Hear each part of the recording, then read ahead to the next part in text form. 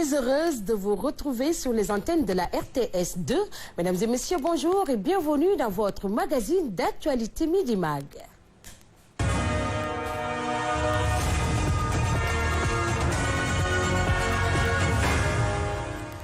Au sommaire de l'actualité de ce mardi 3 décembre, les nouveaux parlementaires ont été installés hier. El Malick Ndiaye est le nouveau président de l'Assemblée nationale. Il a été élu avec 134 voix. Également dans ce magazine d'actualité, il sera aussi question de parler du protocole d'accord de mai 2022 des agents de santé qui a été l'objet d'une rencontre avec le ministre de la fonction publique.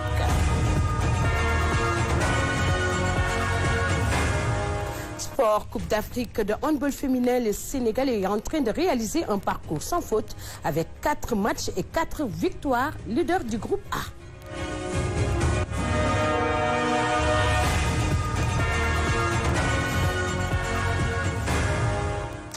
Aussi, tout au long de l'émission, nous aurons comme invité M. Mohamedoul Mokhtar Kane. Il est chercheur en civilisation musulmane et nous allons nous entretenir sur son ouvrage intitulé Mémorial des éléments et des figures religieuses musulmanes de Ndar, Saint-Louis du Sénégal. Bonjour M. Kane. Bonjour Mariam. Merci d'être venu. C'est moi qui vous remercie de votre invitation. Ensemble, nous allons revenir sur le tome 1 et le tome 2 de votre ouvrage. Nous démarrons l'actualité, mais cette fois-ci, c'est pour parler des nouveaux parlementaires qui sont installés pour la législature de la 15e édition. El Malick Ndiaye est le nouveau président de l'Assemblée nationale. Il a été élu avec 134 voix. Son portrait nous est dressé ici avec Youssouf Kaba. Jusqu'ici, Malick Ndiaye est ministre des Infrastructures, des Transports terrestres et aériens. Il est titulaire d'un master bilingue en affaires et commerce international, d'un master en management et gestion des entreprises, ainsi que d'un DTS en transport et logistique. El Malick Ndiaye, pour ses intimes, vient de terminer également un MBA et master en management à l'Université Paris-Dauphine, avec plus de 15 ans d'expérience cumulée dans des multinationales, des secteurs de transport et des mines. Il a contribué significativement à des projets d'envergure. Pendant 8 ans, au sein de Maexland, deuxième mondial dans le domaine, il a occupé le poste de coordonnateur du service des transports terrestres, ainsi que celui de branche manager par intérim à Maexland, Mauritanie. Par la suite, il a été recruté par Grande Côte Opération SA, filiale du groupe Eramet, où il a exercé le rôle de chef de département des opérations portuaires. Avec son parcours dans ces entreprises de renom, El Malick a acquis une expérience avérée dans divers domaines, notamment le management d'équipe, le shipping international, la supply chain et logistique, la planification des opérations de transport terrestre et maritime, la gestion des plateformes logistiques, les achats logistiques, la gestion des contrats, le management de projets et des procédures HSE. Il possède aussi plusieurs certifications, dont fondamentaux de la Supply Chain, Cage Business School, en 2024, Certified International Trade Shipping et Logistique Professionnelle en 2021, la Supply Chain Logistique Principles Africa Exchange Trading, pour ne citer que cela. Sur le plan personnel, il est reconnu pour son leadership, son autonomie, son engagement, sa rigueur, son enthousiasme et sa capacité à gérer des relations humaines, fiable, bien organisé et ouvert d'esprit. Il a fait face avec succès à toute situation dans ce domaine. Malick Ndiaye vient d'être élu président de l'Assemblée nationale avec 134 voix. Il a ainsi la lourde tâche d'imprimer les ruptures et les innovations annoncées pour cette 15e législature. Merci Youssouf Kaba pour ce portrait dressé du 13e président de l'Assemblée nationale du Sénégal. Le protocole d'accord de mai 2022 a été l'objet d'une rencontre avec les agents de santé qui ont été reçus par le ministre de la fonction publique, M. Olivier Boukal. Cette rencontre a permis de revenir sur les difficultés auxquelles ces agents sont confrontés. Mais Olivier Boukal rassure et promet un nouveau protocole avec la prise en compte des revendications. Ndeye Aram Touré revient sur cela. Le gouvernement anticipe sur les éventuels remous que pourrait connaître le secteur de la santé. À l'initiative du ministère de la fonction publique et de la réforme du service public, syndicats de la santé, ministères sectoriels et Haut Conseil du dialogue social se sont retrouvés autour d'une table pour passer en revue le protocole d'accord de mai 2022. Aujourd'hui, c'est une activité très importante à laquelle nous avons assisté. Et aujourd'hui, on a vu en tout cas l'évolution, le niveau d'exécution de ces accords. Mais on a vu aussi qu'il y a eu des accords quand même résiduels. Et cette instance nous a permis de discuter en fond sur certaines problématiques du secteur de la santé. Dans ce protocole, au grand 4, il était dit qu'un comité de suivi allait être installé. Et nous sommes conscients que s'il y avait ce comité de suivi chaque année, on n'en serait pas là par rapport aux problématiques qu'on a vues par rapport à l'application de ce protocole. La question du régime indemnitaire des agents, la situation du cadre des fonctionnaires du travail social, les prix DMC, entre autres, ont été abordés lors de ce cadre d'échange. Olivier Boucal donne des assurances. Nous avons vu que pour certaines questions, surtout touchant les finances, globalement, ils ont été pris en charge. Elles ont été prises en charge et nous pensons qu'il faut continuer en tout cas cette lancée-là. Et pour les autres questions qui touchent un peu la carrière même de l'agent du secteur de la santé, il y a encore des points qui subsistent. Ils sont liés parfois au texte ou à des problèmes donc, de gestion entre deux ou trois ministères. Mais nous sommes en train de les suivre. Le ministre de la fonction publique s'engage à pérenniser ces rencontres. Il affirme que l'État a décidé de prendre à bras le corps les revendications des agents de santé. Le Premier ministre a accepté aussi de les recevoir au courant donc, du mois de décembre. Donc il faut dire que pour cela, nous allons donc vers la signature donc peut-être d'un nouveau protocole d'accord qui prendra en charge toutes les mesures nouvelles, les revendications nouvelles. Le Haut Conseil du dialogue social se réjouit de la démarche. Je pense quand même qu'il y a lieu d'amener les acteurs à surseoir un peu à certaines préoccupations qu'ils ont, en attendant que les autorités de l'État puissent quand même trouver des solutions à leurs revendications. Je crois que cette volonté a été exprimée en Conseil des ministres. Aujourd'hui, avec le ministre de la fonction publique, on a vu également tout l'engagement qui a été fait en rappelant que le président de la République a voulu ériger le dialogue social en principe. Donc je crois que ça va pouvoir rassurer les acteurs. Les concertations vont se poursuivre. La finalité est d'aller vers la satisfaction intégrale des revendications des agents de santé. Parlons de tout à fait autre chose dans cette édition. Il s'agit du comité de pilotage du programme de formation des techniciens en gaz et pétrole qui est officiellement installé. L'INPG, en collaboration avec l'École supérieure polytechnique de Dakar, s'engage à former des ressources humaines hautement qualifiées pour répondre aux besoins spécifiques de l'industrie du gaz et du pétrole. Tamsila. Ce partenariat entre l'Institut national du pétrole et du gaz, INPG, et l'École supérieure polytechnique de Dakar vise à élaborer un programme de formation pour bâtir une expertise nationale solide, alignée sur les standards internationaux, afin de garantir une main-d'œuvre immédiatement opérationnelle dans les domaines pétroliers et gaziers. C'est une formation qui devrait débuter, si tout va bien, nous le souhaitons en tout cas, en octobre 2025. Et ce sera l'occasion, avec bien sûr l'apport des partenaires qui sont des spécialistes du domaine, des entreprises qui travaillent dans le domaine. Avec le rapport, nous pourrons mettre une formation de très très grande qualité, avec une garantie de pouvoir insérer l'ensemble des diplômés de cette formation-là. Avec ces récents développements dans le secteur des hydrocarbures, le Sénégal a l'obligation de disposer d'un contenu local fort, où les jeunes, les entreprises, tout comme les institutions, seront au centre pour faire bénéficier pleinement aux populations les retombées de l'industrie pétrolière et gazière. Si on dit que le Sénégal doit atteindre 50 à 55% de notre contenu local, ça veut dire que nous devons former quand même des jeunes derrière. Ce que nous voulons ici, nous, c'est mettre sur place au Sénégal des experts locaux qui seront capables d'accompagner l'industrie locale.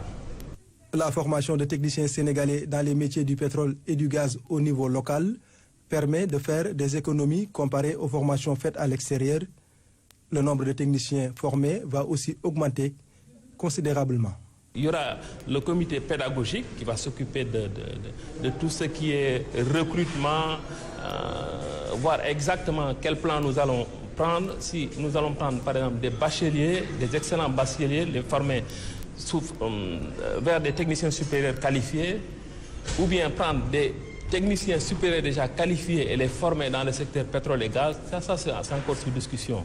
Le programme se distingue par une formation équilibrée entre théorie et pratique.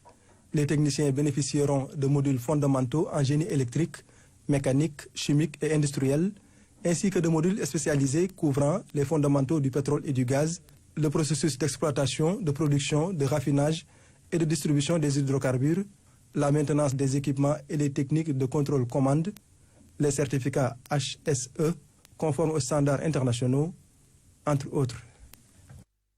Merci Dame Silla pour ce reportage. À présent, nous allons parler des 2 livres de l'écrivain mémorial des oulémas des figures religieuses musulmanes de Ndar Saint-Louis du Sénégal, de Mohamedoul Mokhtar Kane. Il est chercheur en civilisation musulmane et pour ce livre, il parle des figures religieuses de Saint-Louis. Il retrace aussi leur parcours, leur expérience religieuse et spirituelle, leur action sociale au service de la communauté. Rebonjour, Monsieur Kane. Bonjour, Mariam. Merci de nous inviter sur votre plateau. Alors, nous avons 2 tomes, tome 1 et tome 2. Et le livre aussi est intitulé « Mémorial des oulémas et des figures religieuses musulmanes de Ndar, Saint-Louis du Sénégal ». En quoi consiste cet ouvrage? Parce qu'on sait que si on parle de Saint-Louis du Sénégal, on a tellement d'hommes religieux qui ont marqué leur temps avec des réalisations très pertinentes et jusqu'à présent dont les jeunes ont besoin aussi. Merci beaucoup, Mariam.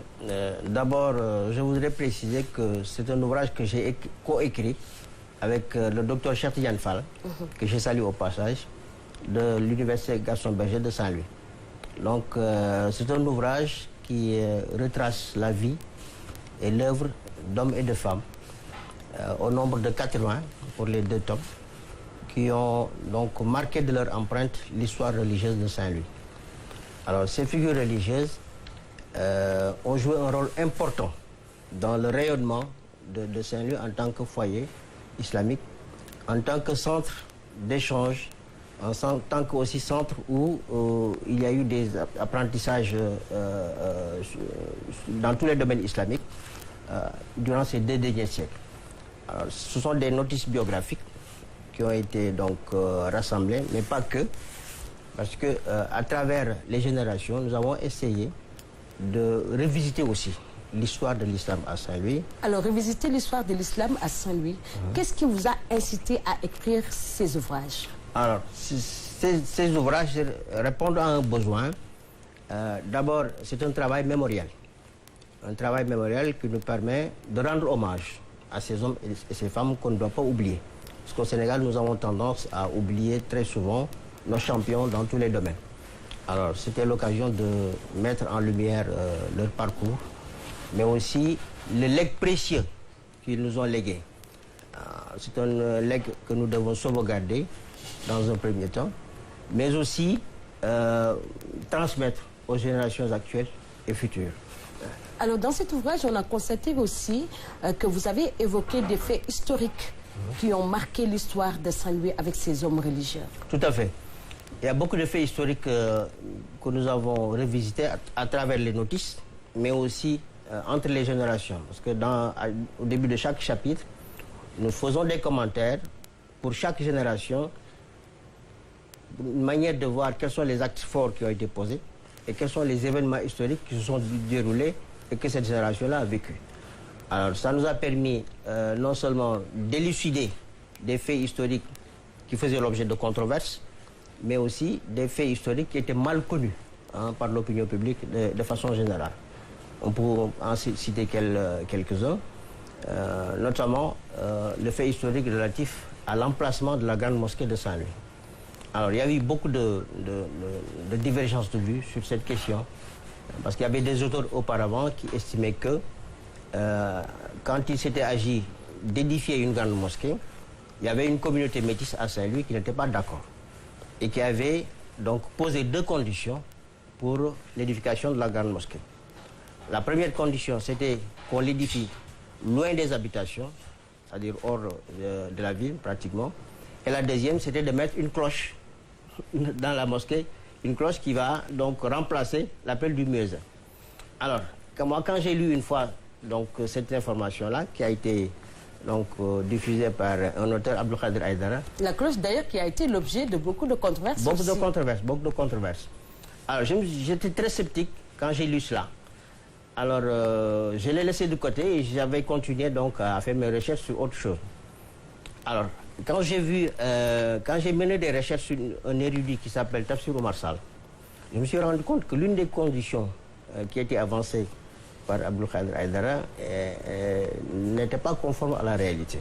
Certainement, il s'est trompé de bonne foi. La condition qui estimait que comment dirais-je, que ce sont les métis qui avaient choisi l'emplacement, alors que c'est Cheikh Omar Fouti lui-même qui a fait 2 séjours à Saint-Louis, c'est-à-dire avant d'aller à la Mecque, et après son retour de la Mecque. Et quand il venait pour la première fois à Saint-Louis, c'était pour chercher des provisions pour aller à la Mecque, au pèlerinage à la Mecque. D'ailleurs, Thierno Mountaga Tall, radiyallahu anhu, a confirmé cette information-là dans son ouvrage intitulé Jawahir wal Durar fi Sirati Cheikh Hadj Omar. Si vous allez à la page 49 de son ouvrage, il confirme la présence de Cheikh Omar à 2 reprises à Saint-Louis. D'ailleurs, même la présence de Cheikh Omar Foutiyou Tall a eu aussi beaucoup de contradictions dans les écrits et tout ça, mais il est avéré que Cheikh Omar Foutiyou Tall est venu 2 fois à Saint-Louis. D'ailleurs, c'est dans ce sens même qu'on salue Souleymane Bachir Diagne, qui est le petit-fils de Cheikh Omar Foutiyou Tall. Tout à fait. Il y a aussi Cheikh Omar Sall. Tout à fait. Il y a aussi Pathé Diagne. Effectivement. Qui sont vraiment des petits-fils de Cheikh Omar Foutiyou Tall. Tous, ils sont descendants de Cheikh Omar de par sa sœur, qui s'appelle Takotal. Alors, Cheikh Omar, quand il est venu à Saint-Louis, il était accompagné de son neveu, qui s'appelle Ahmadine Sall. Et ce Ahmadine Sall est l'ancêtre de Souleymane Bachir Diagne dont vous parlez. Il est l'ancêtre aussi donc, de beaucoup de personnalités de notre République qui sont connues au Sénégal. Alpha Amadou Sall, directeur de l'Institut Pasteur. Serigne Alioune Sall, qui est le petit-fils de Cheikh Hadj Malick Sy, qui est donc le fils de Sokhna Safiatou Sy. Mais aussi Alioune Sall Paloma, un grand spécialiste de la prospective, Asma Demadiaye, un doyen du journalisme, Pathé Diagne, linguiste, et tant d'autres. Donc, c'est une preuve palpable que Cheikh Omar a laissé une descendance sur place. Alors, ça bat en brèche donc, la thèse qui a été évoquée par des auteurs, estimant que donc qu'il n'était pas à Saint-Louis. Ça, c'est la première chose. La deuxième chose, c'est que pour l'emplacement en tant que tel, il y avait, disons, 2 quartiers. Le quartier du nord, qu'on appelle Lodo, communément à Saint-Louis, et le quartier sud, Sindone, qui s'est disputé l'emplacement en 1825. Parce qu'on avait obtenu une autorisation d'édifier une grande mosquée après 11 ans de lutte. Alors, les 2 quartiers se disputaient l'emplacement, et ça a coïncidé avec le séjour de Cheikh Omar à Saint-Louis. Et il a tranché la question. Donc, c'est lui-même qui a choisi l'emplacement, alors que les 2 quartiers avaient choisi d'autres emplacements. Il leur a fait savoir que ce n'est pas le bon endroit. Il a choisi cet emplacement-là, et ensuite, il a coupé la poire en 2. Alors, la mosquée est au quartier nord, mais l'imam devait venir du quartier sud. Et, disons, cette médiation de Cheikh Omar, qui date donc de 1825, était toujours en vigueur jusqu'aux dernières années. Maintenant, bon, ce n'est plus d'actualité. L'imam peut être choisi donc, dans tous les quartiers à Saint-Louis. Donc ça a beaucoup évolué. Alors, quel est le legs que ces hommes religieux nous ont laissé? Comment ils se sont comportés aussi par rapport à la résistance lors de la période coloniale? Oui, alors ça, c'est une grande leçon de vie, ou bien de grandes leçons de vie qu'ils nous ont léguées durant cette période. Parce que vous savez que le colonisateur il était venu avec sa mission civilisatrice, pensant certainement qu'il allait trouver sur place des gens qui sont ignorants, des gens qui ne savaient rien faire. Mais ils ont trouvé sur place une civilisation, des gens qui savaient non seulement écrire et lire, mais qui enseignaient donc des disciplines diverses, qui étaient capables d'abstraction, qui étaient capables de haute réflexion, qui étaient capables de produire donc des ouvrages écrits et qui utilisaient une langue peut-être qui n'était pas la leur, notamment la langue arabe. Alors là, il faut préciser que la langue arabe a été utilisée comme outil de contestation de la domination coloniale. C'est comme ça qu'il faut comprendre l'utilisation de la langue arabe. Alors, parce qu'il y a pas mal de gens qui m'ont posé la question, bon, pourquoi ils écrivaient en arabe? Je leur ai dit, mais la langue arabe est antérieure au français, au Sénégal. Le français est venu après. Alors, donc, non seulement ils nous ont laissé beaucoup d'écrits en langue arabe, mais aussi ils ont fait preuve de résilience par rapport aux faits coloniaux. Alors, ils ont développé des stratégies de résistance culturelle et identitaire, non seulement pour sauvegarder nos valeurs socioculturelles, mais pour sauvegarder la religion. À chaque fois que le colonisateur donc, posait un acte qui pouvait mettre en danger, mettre en péril les fondements de la religion, nos érudits ont riposté par des stratégies pertinentes. Je vous donne un exemple. Faidherbe et ses successeurs ont combattu les Dara pendant au moins 50 ans. Alors, à un moment donné, il était interdit pour les Dara donc d'enseigner le mardi, le lundi, le mardi, et le jeudi et le vendredi. Les Dara n'avaient que le mercredi et le week-end. Alors, les érudits de Saint-Louis, les marabouts de Saint-Louis, ont constaté qu'il y avait une réduction du quantum horaire des Dara. Qu'est-ce qu'ils ont fait? Ils ont demandé aux apprenants, aux talibés, de venir très tôt le matin, c'est-à-dire à partir de 6 h, et d'apprendre le Coran jusqu'à 7 h 30, ensuite d'aller à l'école française. Donc ça, c'est un modèle de réponse par rapport à ce contexte d'adversité. Mais aussi, il y a eu d'autres réponses par rapport, d'ailleurs même au tribunal musulman qui a été édifié en 1857. Ils ont mené un combat pendant 25 ans pour obtenir un tribunal musulman. Ils ont mené un combat pendant 11 ans, pendant 12 ans pour avoir une grande mosquée. Et ils ont mené un combat aussi pendant pratiquement une 50aine d'années pour protéger les Dara, pour les sauvegarder. Alors, en parlant de ce livre, le tome 2 a une particularité. On a vu 2 femmes aussi qu'on a mis dans cet ouvrage. Il s'agit de Sokhna Rokhaya Ndiaye et aussi Sokhna Mati Dieng. Tout à fait. Alors, très souvent, quand on parle de religion au Sénégal, nous avons tendance à, disons, reléguer au second plan les femmes, ou bien à les omettre carrément. Bon, c'est un processus donc de... D'abord, qui sont-elles? Sokhna Rokhaya Ndiaye, c'est la mère de Serigne Babacar Sy.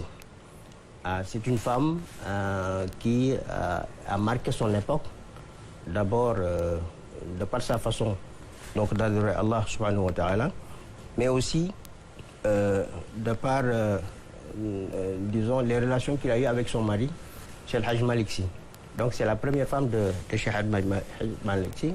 Et elle l'a accompagnée un peu partout, à Ndiardé, à Gaïa et dans d'autres localités. Donc c'est une femme qui a fait preuve d'une très grande soumission à l'égard de son mari et qui avait une spiritualité assez profonde dans sa façon donc d'adorer Dieu. Alors c'est un exemple qu'il faut offrir aux générations actuelles.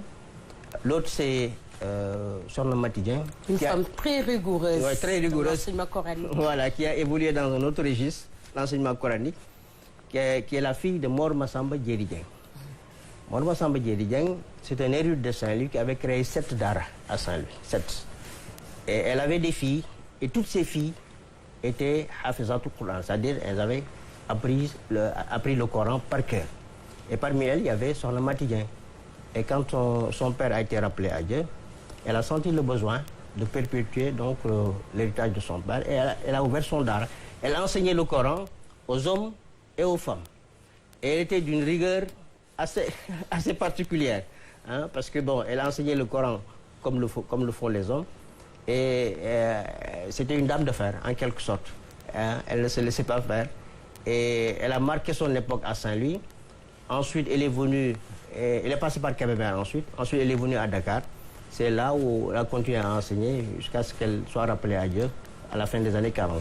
Alors, quelles sont les perspectives? Est-ce qu'on peut s'attendre à un tome 3? On peut s'attendre à un tome 3. parce que ces 2 tomes rassemblent 80 figures religieuses. Nous avons un tome 3 où nous pouvons avoir peut-être une quarantaine aussi de figures religieuses. Là aussi, nous sommes en train donc, de préparer les documents. Alors, peut-être ça va prendre du temps, parce que ce genre de travail de recherche demande beaucoup de temps. C'est un travail de fourmi, parce qu'il faut aller au niveau des archives nationales. Il faut mener des enquêtes de terrain aussi. Il faut aller fouiller dans les bibliothèques, dans les universités, un peu partout. Parfois acquérir des ouvrages qui parlent du sujet, peut-être de façon connexe. Donc, c'est tout un travail qu'il faut mettre en place pour rédiger ce tome-là. Donc, ce sera une trilogie. Nous aurons donc 3, disons, tomes qui pourront, de manière globale, donner un tableau sur l'histoire de Saint-Louis, mais aussi sur le rôle que la religion a joué dans la vieille ville durant ces 2 derniers siècles. Merci Mohamedoul Mokhtar Kane. Votre mot de la fin? Le mot de la fin, je voudrais, peut-être avant de terminer, remercier le professeur Mamadou Yurissal, qui est le directeur du Centre de recherche sur le patrimoine africain. Alors, c'est un professeur à l'UGB qui enseigne l'économie, mais qui est passionné donc, de questions religieuses. Alors, il nous a accompagnés dans l'édition de cet ouvrage, de par ses conseils, par ses orientations. Notre préfacier aussi, le préfacier Mohamed Habib Kébé, qui est un grand professeur de lettres, donc, qui nous a aussi rédigé, disons, les 2 préfaces pour les 2 ouvrages. Et enfin, tous ceux qui, de près ou de loin, donc, nous ont servi comme personnes ressources pour accéder aux informations, mais aussi surtout aux manuscrits. Parce qu'aujourd'hui à Saint-Louis, il y a beaucoup de manuscrits qu'il faut sauvegarder. Et là, pour terminer, tout juste, je voudrais faire un plaidoyer pour notre ville aussi. Saint-Louis mérite d'avoir un institut islamique. Alors cet institut permettra donc de sauvegarder tout cet héritage-là, tout ce patrimoine-là, y compris les manuscrits, mais y compris aussi les archives du tribunal musulman. Donc c'est tout un travail qu'il faut mettre en place pour perpétuer le legs de nos aïeux et transmettre donc leur héritage aux générations actuelles et futures. Merci beaucoup. Alors, je rappelle que nous étions en entretien avec M. Mohamedoul Mokhtar Kane. Il a écrit 2 ouvrages. Il y a les oulémas, mémorial des oulémas et des figures religieuses musulmanes de Saint-Louis. On va revenir aussi et on va attendre aussi le tome 3. Nous poursuivons l'actualité, mais cette fois-ci, nous ouvrons la page de l'actualité africaine qui est marquée par plusieurs événements. Tout d'abord, en Guinée, de nombreux morts ont été rapportés après un match de football à Nézékoré. Parallèlement, dans un contexte de conflit dans l'est de la République du Congo, les chefs d'État de la communauté d'Afrique de l'Est plaident pour une fusion de processus de paix afin d'améliorer la situation sécuritaire dans la région. Enfin, le festival de Marrakech s'ouvre avec 70 films en lice, célébrant l'audace et la créativité cinématographique en Afrique. Mamrou de Samb nous en dit plus.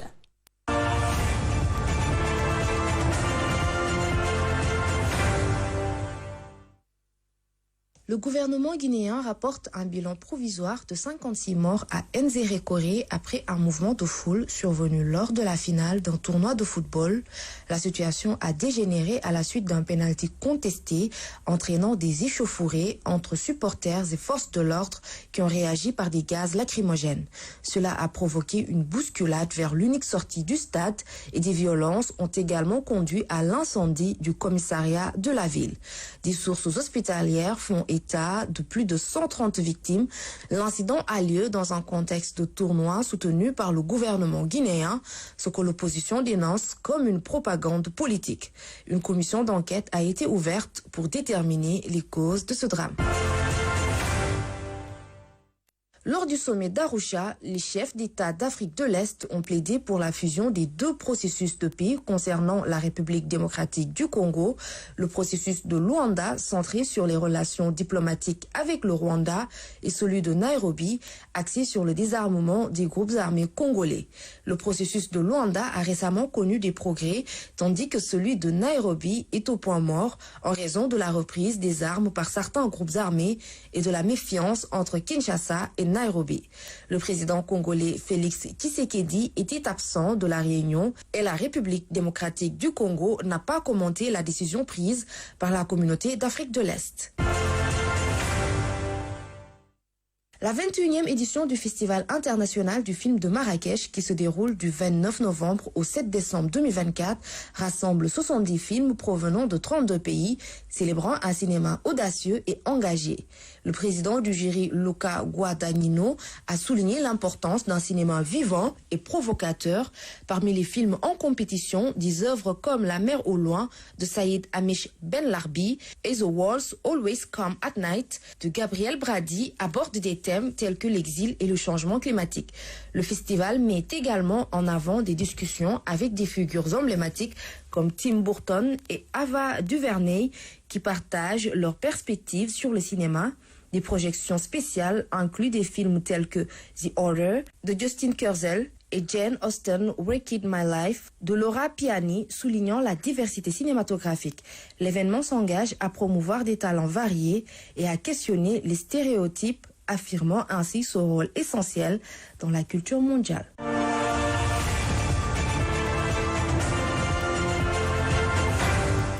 Merci Mamrou Sam pour cette revue de l'actualité africaine. Sport à présent, nous allons parler de la Coupe d'Afrique handball féminin. Les Lions du Sénégal sont qualifiés en quart de finale. Leader du groupe A avec 8 points, elles ont montré leur force avec 4 victoires consécutives. Koumba Diakhatema revient sur leur parcours. En réussissant la passe de 4, le Sénégal règne en maître absolu de son groupe. Les Lions ont signé leur 4e victoire en autant de sorties ce dimanche face à l'Algérie. Toutes puissantes, elles n'ont laissé aucune chance aux Algériennes. Score 23-16. Face à l'Égypte, le Sénégal a certes gagné, mais à l'issue d'un match très disputé. Les deux équipes ont plusieurs fois été à égalité, mais jamais les Égyptiennes n'ont réussi à prendre l'avantage.